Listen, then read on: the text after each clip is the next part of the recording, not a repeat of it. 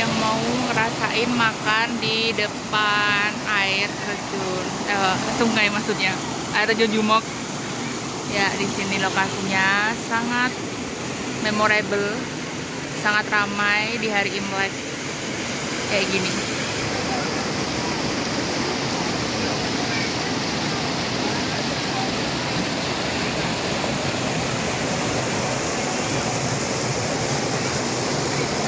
Menduan, belum ada menduan.